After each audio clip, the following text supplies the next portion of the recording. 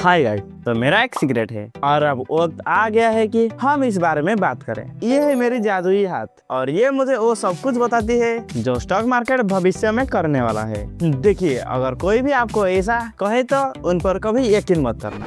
अगर आप stock market में नए हैं तो एक स्टॉक किसी कंपनी का एक छोटा सा हिस्सा होता है। जब आप इसे खरीदते हैं तो आप असल में उसके एक हिस्सेदार बन जाते हो, मतलब कि को पार्टनर। बात यह है कि आप उन कंपनीज के हिस्से खरीदने जाएं जिन पर आपको भरोसा हो। उनकी वैल्यू बढ़ेगी ताकि आप बिना किसी एक्स्ट्रा मेहनत के अपने पैसे का मल्टीप्लाई कर सकते हैं। स्टॉक मार्केट को प्रेडिक्ट करने के दो मेन तरीके होते हैं, टेक्निकल और फंडामेंटल एनालिसिस। टेक्निकल एनालिसिस ये वो लोग करते हैं जो शॉर्ट टर्म डे ट्रेडिंग करते हैं। वो ग्राफ्स और पैटर्न को देखते हैं और वो पुराने हाइस और पुराने लोस को देख के एनालिसिस करते हैं। फंडामेंटल एनालिसिस, मैं एक मीडियम टर्म इन्वेस्टर हूँ, इसलिए मैं फंडामेंटल्स पर ध्यान देता हूँ, जैसे कंपनीज की फाइनेंशियल और लीडरशिप और ब्रांड वैल्यू। मैं चीजों को सिंपल रखना पसंद करता हूँ। अब आते हैं स्टॉक सिलेक्शन। ट्रेडिंग में सबसे बड़ा सवाल आता है कौन सा स्टॉक्स चुने, इसलिए हम यूज करेंगे दोनों फंडामेंटल प्लस टेक्निकल। मैं टेक्निकली स्ट्रॉन्ग स्टॉक्स को ढूंढने के लिए यूज करता हूँ चार्टिंग, जो सारा कतरा साफ करके सिर्फ हाई प्रायोरिटी स्टॉक निकालता है।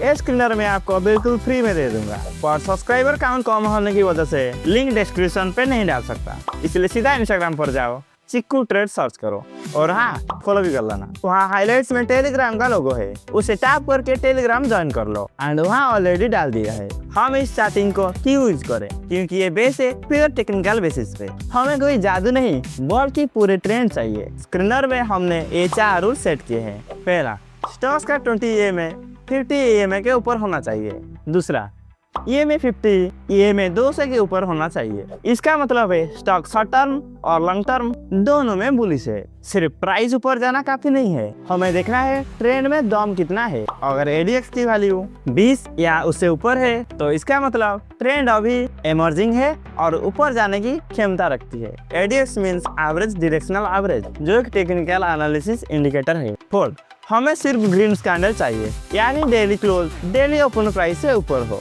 हम सिर्फ उन्हीं स्टॉक्स में हाथ डालेंगे जिनका मार्केट कैप 2000 करोड़ से ऊपर हो, ताकि कोई ऑपरेटर इसे मैनिपुलेट ना कर सके।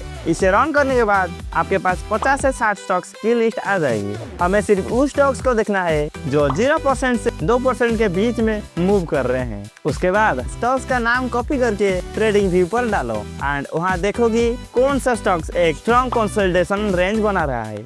अब जब टेक्निकल सेटअप रेडी है तो हमें स्टॉक का फंडामेंटल चेक करना है, इसीलिए हम जाएंगे स्क्रीनर.इन पे। यहाँ आपको 3 मेजर पिलर्स चेक करने हैं। द ग्रोथ इंजन, सबसे पहले प्रॉफिट एंड लॉस स्टेटमेंट देखो, क्या हर क्वार्टर और हर साल सेल्स का ग्राफ ऊपर जा रहा है। हमें वो कंपनी चाहिए जो सिर्फ बेच नहीं रही बल्कि अपना नेट प्रॉफिट भी हर साल बढ़ा रहा है। देन द सेफ्टी वैल्यू, यहाँ 2 चीजें बहुत इंपॉर्टेंट है, रिजर्व और टोटल एसेट।